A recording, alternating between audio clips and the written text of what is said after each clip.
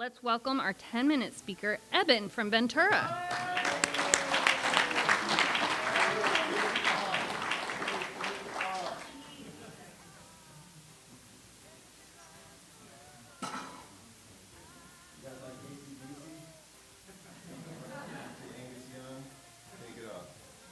Anyways, my name's EBEN. I'm an alcoholic. EBEN from Ventura. Yeah, I grew up here. I went to Ventura High School. Is this thing on? Welcome to the after party, everybody. This is all the lives of the party in here. And somehow we haven't burned the place down yet. Crazy. Yeah, I don't know what to say in 10 minutes. What is the format of this meeting? Am I supposed to tell you what it was like, what happened, and what it's like now? To stick to the format? Okay. Yeah, I started drinking when I was 14, right here, well, up in Ojai. I knew this guy right there, anonymous, Scott S. You guys probably have no idea. This guy is amazing. Hero. Yeah, so 14, playing quarters, just drinking to get annihilated. Right off the bat, smoking dope, smoking cigarettes. Became sexually active at 14, took LSD for the first time, 14, like I was living, just straight off the bat. My parents were super, into freedom, hippies. My dad was like a beatnik poet. My mom was a hippie. My middle name's Elfstone. Fuck it, I like to party, and I still do. Just do it sober. So anyways, yeah, it was awesome, man. We got a little punk rock scene going. Ventura was an amazing place with these killer bands. This guy. Great music. Oxnard was going off. Believe it or not, these were like hotbeds of really amazing music, people putting out records, and it was all, this whole punk rock scene was all about drinking. The songs were about drinking, the lifestyle was about drinking, and just total annihilation of all social values and everything. And to a 14-year-old, I was like feeling uncomfortable, didn't know how to date, it was great. It was just like, okay, F everything, let's go. I quit. I'm taking my ball and I'm getting wasted, and that was it. So it was cool. It was a bridge to camaraderie, and it just filled in the gaps, man. All that uncomfortable teenage, adolescent. It was just drink and be merry and don't give a crap about what people say and try to be offensive, and it was fun. So alcohol was a bridge to it was a solution at that point. So I don't have much time, whatever. That's how I partied. I did harder and harder drugs. I always followed the music. I followed the Grateful Dead around in the 80s. That was amazing party, tons of drugs, tons of booze, tons of sex, tons of everything I wanted to be involved in, music. It was great. Ended up in Santa Cruz, went to UCSC, Banana Slugs, woo! University of California summer camp is what, it was just in the redwoods, smoking dope, freaking taking psychedelics. I mean, this stuff was, if it wasn't encouraged, it certainly wasn't discouraged, So again, I just found my place. But I was already starting to have some addiction, some alcoholism. Like I couldn't focus on my work at school, and I wanted to do good. But what sucks, drugs and alcohol are awesome. I'm not going to sit here and tell you that they're not. The problem is that I'm an alcoholic, so they're not awesome. Because I can't control how much I do, and I can't make a decision when the right time to do it is. I don't have that power of choice. So it was like I really wanted to do well in school. I wanted to achieve things. Saw my friends getting degrees, going to Europe, getting careers, moving forward in their lives, and I just couldn't get past partying, and that's so it was already demoralizing. I never finished school. I moved up to San Francisco in 1991. It was again, I've just had a charmed life. I mean, between the punk rock scene and here, moving up there, getting to go to Santa Cruz, and I moved to San Francisco in 1991, and it was just like the high point of this shift in the skateboard world that just, it was incredible. People are still talking about it to this day, just like that scene there, and I just got to go be a part of it. I was there for a couple years, and I ended up getting a job at Thrasher magazine, like my dream, punk rock skateboard magazine.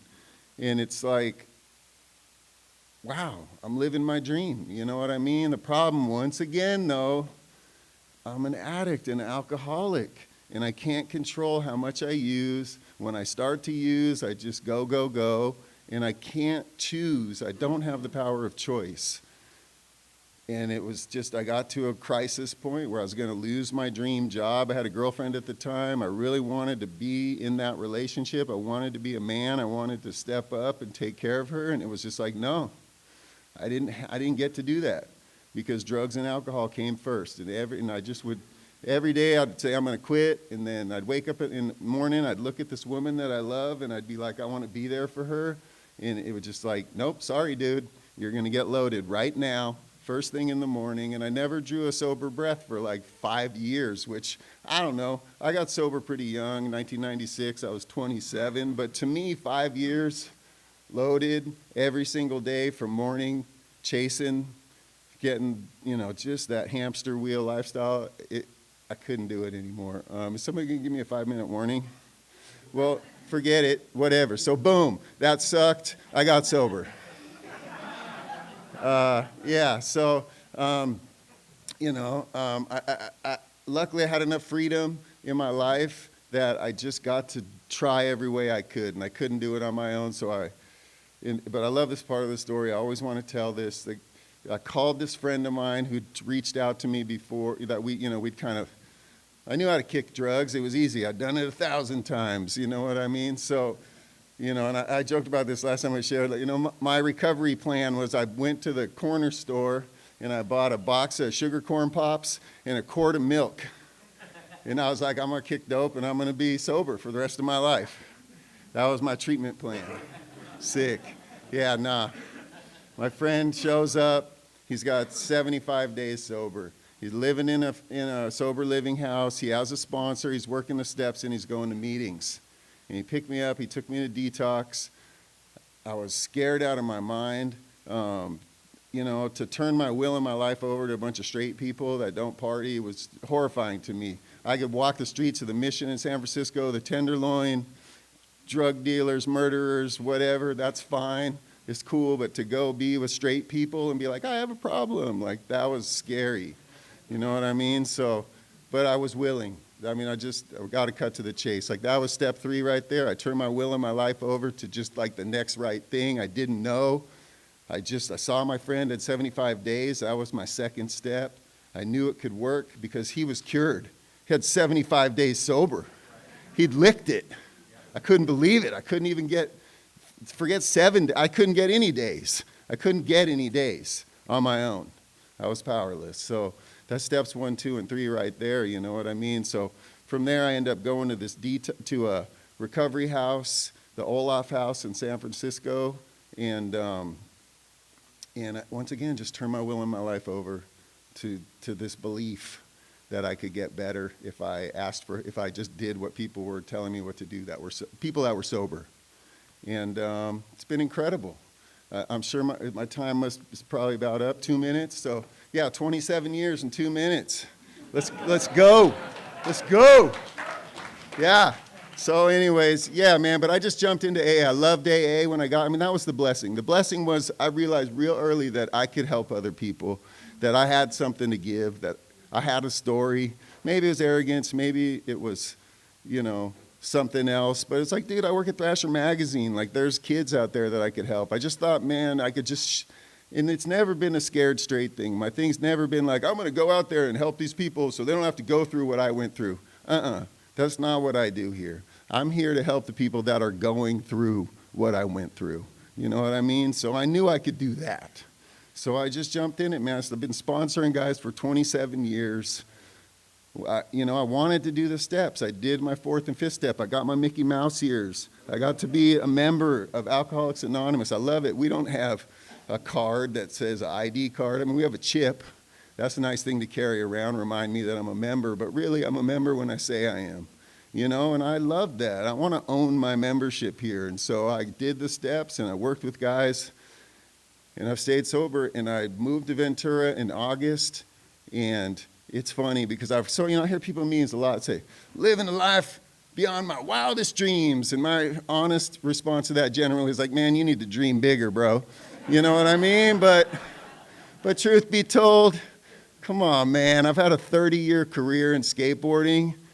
Like, who does that? You know, who even has a job for 30 years? You know what I mean? Let alone a freaking alcoholic that can't stop drinking and doing drugs and being an idiot. Still kind of an idiot, but I've stayed sober. I've still got the same job. I'm living here. I'm surfing every day. I surfed today. I'm in the sun. You guys know, man. Keep coming back. This place rules.